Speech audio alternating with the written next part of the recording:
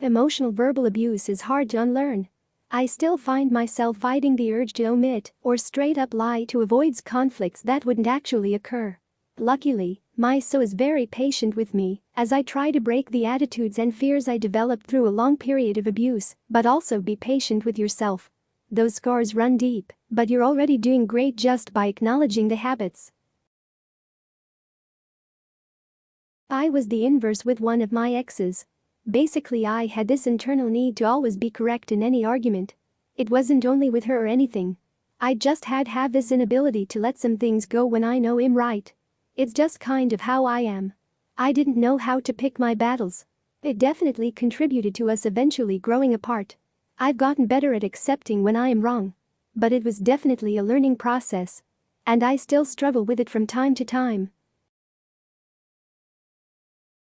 If my wife knew how I treated some of my ex-girlfriends, I don't think she would have married me. Some of it was youth, but a lot of it was me only thinking about myself. Before my wife and I got married, we were going down the same familiar path to destruction, and she asked me if I realized I didn't care about anyone as much as I cared about myself. I don't think I would have ever changed if she hadn't said that. I'm usually a decent boyfriend, but I have had episodes of insecurity, clinginess and being emotionally unintelligent that ended up hurting my partner. My first long relationship ended on a bad note because I was too much of a wuss to break up when I saw it wasn't working anymore, so we kept it going until we snapped, and it ended in tears and slammed doors. Also this summer I was an asshole to a girl that really wanted to be with me, but I only saw her as a rebound. I didn't treat her like shit, but I found myself being emotionally distant and not affectionate enough as I would be to someone I really like. Even though she knew what I felt, I still feel like I let her on and should have just stayed single. Those are 2 episodes I'm really ashamed of, the rest were just awkward moments of me being a bumbling idiot. These happen very often in bed. I was a coercive, entitled prick to my girlfriends in high school. I was dismissive, rude, and manipulative. I felt that they owed me things in exchange for my attention and got angry when they didn't give me those things. It took a group of close friends who were willing to call me out on my shit and years of therapy to realize how much of an asshole I was.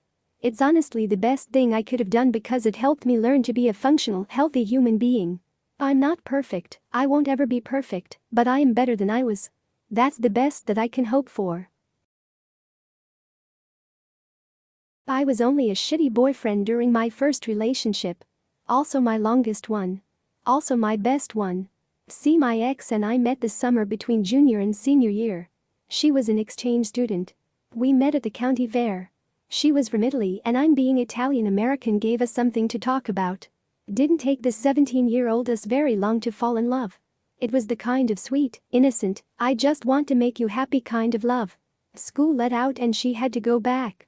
But we didn't want to break up. So we decided I would go with her.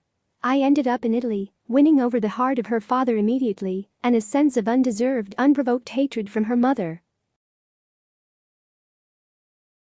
Her father lined me up with a decent job, although it was factory work. And I paid them rent to cover any expenses incurred by my presence, and a gesture of goodwill toward her mother, who I thought mere kindness would work. My efforts were in vain. By New Year's her mother had demanded that I leave. We cried it out together but laughed too. The Italian embassy gave me a right of blood citizenship, and we had already gotten a K1 visa applied for. I went back to my hometown, landed another factory job. Saved up. And she flew in about a month after I shipped out to college. Things were good at first. But somehow I lost sight of just being kind to her and loving toward her, or appreciating her sense for adventure. Instead I started seeing her as a liability. Because though her visa was approved and she was good to stay, she couldn't work or study yet, and the bureaus were taking forever. And she would become frustrated and take it out on me. What the fuck more can I do for you? I'm already working 40 hours a week and taking 20 hours of classes. And I come home just to get yelled at. But she wasn't yelling. Just venting. She wanted to do everything just like me. And me being 19 and underdeveloped to withstand pressure, I flipped shit over everything. She saw me cracking under the pressure and still tried to get me to be positive. She still loved me with all of her heart. I chalked her positivity up to stupidity because the pressure had turned me bitter. Eventually some small improvements, she could work and study, and so she did. We began very aware of the problems in our relationship and began to work on them. But now the pressure was on her too. Her mother saw this as the perfect time to get rid of me. Told her that there was no light at the end of the tunnel and that work and school would be everything it would ever be. Beginning to grow kinder again, and if even by a smidge, I tried. But I couldn't get through to her. I couldn't love her enough or be kind enough to her to get past the gloomy words of her mother echoing through her head. I tried and tried. Just like she did before. But my efforts failed. One day she told me she was going back. I was confused. I had conceded to every demand of hers, changed myself. I told her that there is a light at the end of the tunnel. We'll both one day be done with school and out of this factory. And then be free to live and love together. It's not enough. The damage is done, she said. I begged her to reconsider. To realize she was making a permanent decision based on problems of the past and situations that will pass, and that I'm already becoming better to her. My efforts were in vain. She left. And I was fucking heartbroken. Although I was a toxic dickhead and ignored her needs, snubbed her efforts, and completely lost appreciation for her, and I admit it. The pain of losing her set off a series of decisions, adventures, and transformation that turned me 180 degrees for the better.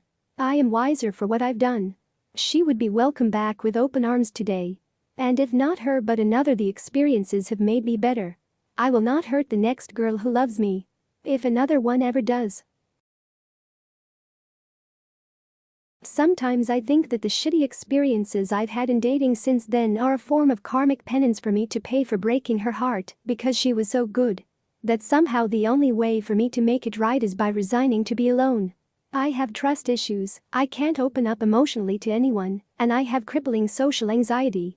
I am not a fun person to be in a relationship with. I wish I knew how to fix any of this. I have begun exploring why I am this way, but why isn't the answer to how to fix any of this? I expected her to solve my depression. That wasn't her job.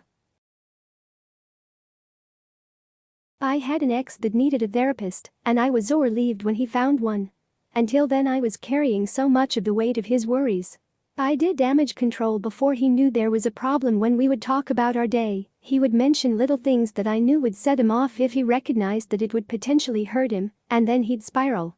I would have to either steer him away from it or tackle it and walk him through his feelings for hours and constantly reassure him.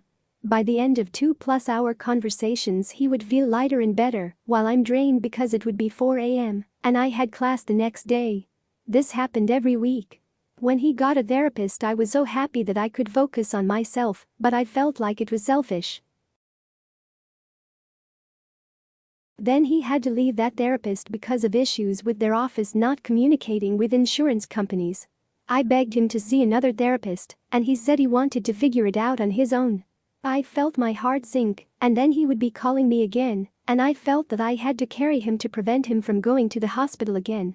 I was so tired, but I couldn't say no. Even when he asked if I was okay, I felt that his life was in my hands, and I'd want him alive and me incredibly tired than him gone forever.